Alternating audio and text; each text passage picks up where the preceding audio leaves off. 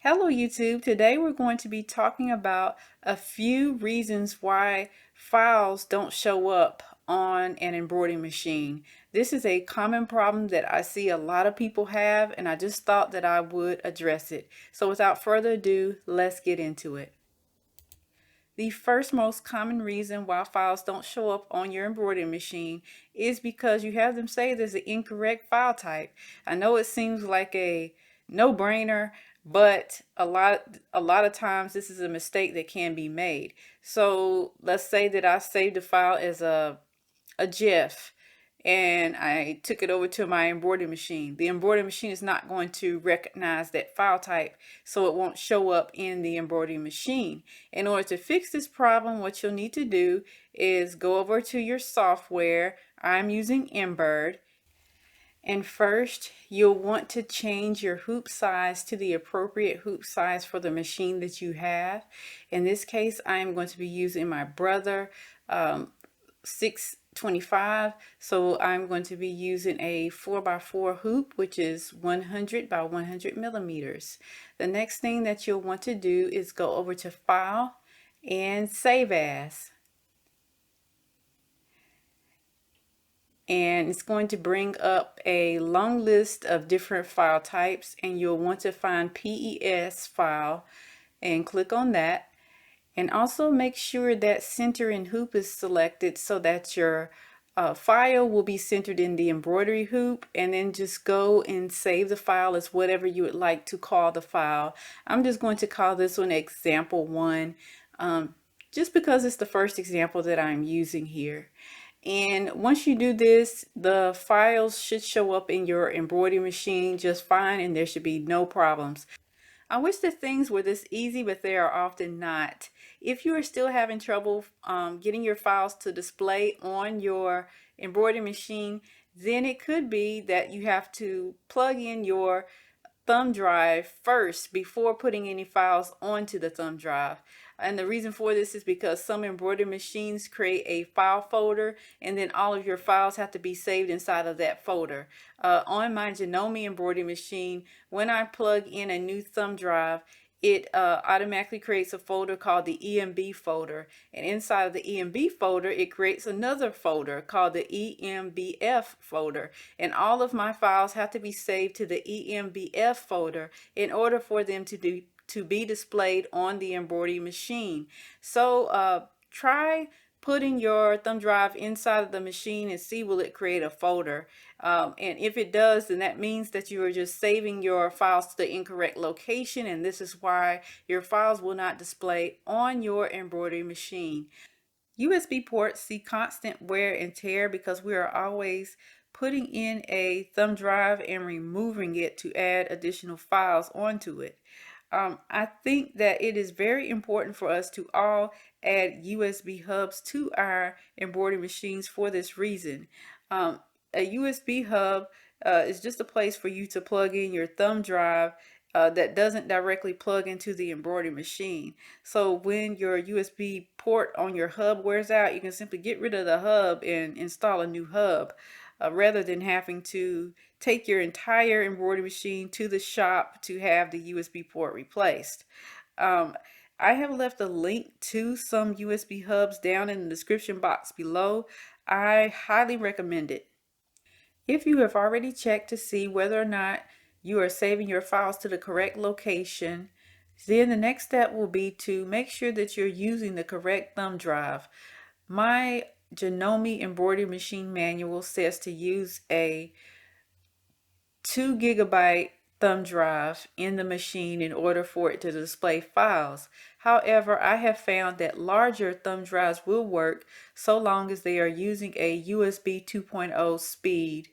If I use a thumb drive that is, say for example, a USB 3.1 speed, then that generally does not work in my embroidery machine and files will not display. So this too could be your problem.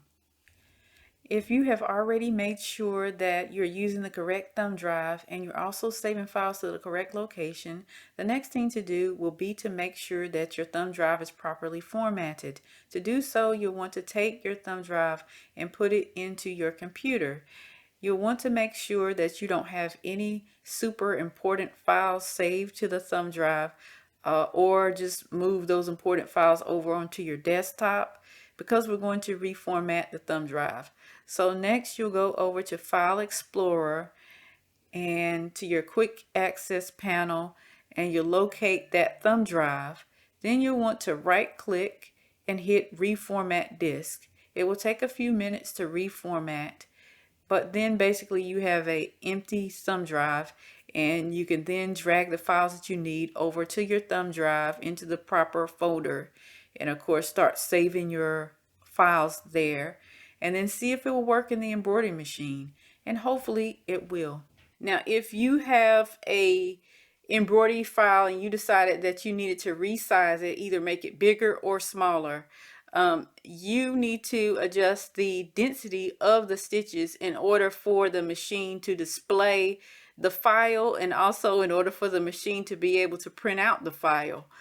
So it is not a very difficult thing to do. I can show you how to do it in Embroidery, but it's going to be slightly different for whatever embroidery software that you have.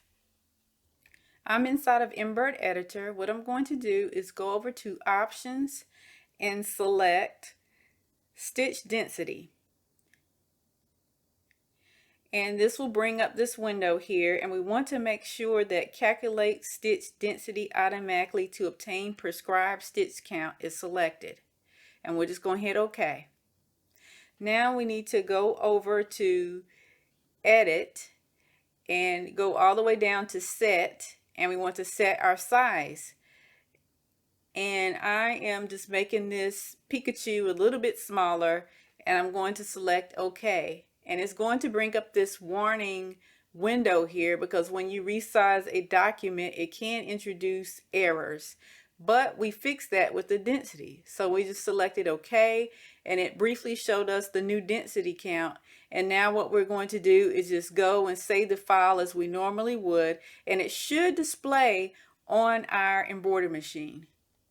This next thing to try is for those of you who are trying to connect directly to a computer from your embroidery machine.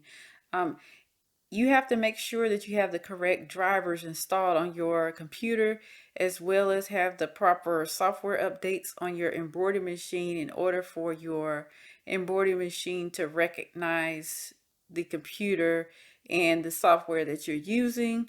I can't necessarily tell you what drivers you need, because that's specific to whatever type of embroidery machine that you have.